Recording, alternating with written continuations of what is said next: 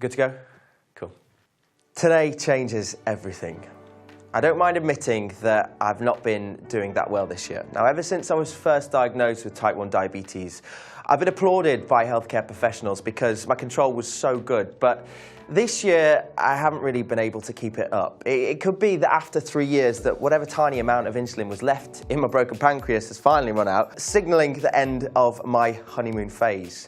Or it could be the fact that I've been less strict with my diet and enjoyed a few more carbs than I usually would allow myself. Or it could be that since upping the amount of exercise I do, the way that my body reacts to insulin has completely changed. The reality is really that it's a mixture of all of these things, and it's completely reset everything that I knew about managing type 1 diabetes, knocking me off my pedestal, meaning that the days of my perfect control are long in the past. Now, I think I went through a few phases with this. First, denial, no, not me. I never wake up with a reading of 10, and then confusion.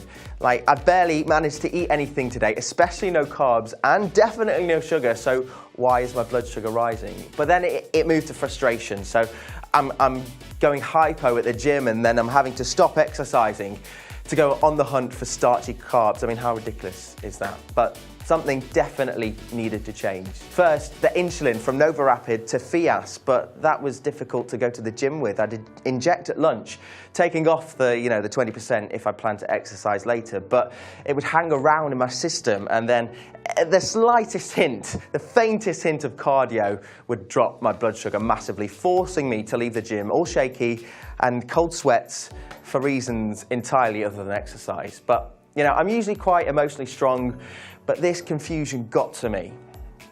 For the first time, it felt like my condition was a baby that needed constant attention. But in a busy working week when PR execs, producers, and all the people that are desperate for me to come and film their event or interview them about a new book were also demanding my attention, it was just all too much. It felt like my head was a tornado full of noise, stopping me from paying attention to what was really important, my health. It was almost like I was living a stress stream. You know the ones where you're doing something really important, but then loads of things happen that mean that you can never get back to the really important task you started with. So yeah, not pleasant. My life and my condition didn't fit anymore. Something had to give. But by some cosmic lottery, I was born in a country with free and ready access to healthcare, and my DSN pointed me in the direction of an insulin pump. So when I was first diagnosed, the idea of an insulin pump didn't seem attractive at all. The idea of being connected all day to a machine, wires coming out of my abdomen, it was a sign to anyone that looked at me that I had a chronic condition. But, since then, I'm happy to say that having type 1 diabetes no longer embarrasses me. So as the honeymoon phase disappeared into the distance, so did my concerns about wires and constant connection to medical equipment. They were outweighed by my desire to have better control over my blood glucose levels and regain the part of my sanity that I'd lost. So a pump it was. So cue the weeks of research, the weeks of quizzing people on Instagram about the pump they use, cue the priceless help from Sky News' Stephen Dixon, he was probably my Yoda to my Luke Skywalker in the hunt for a perfect pump.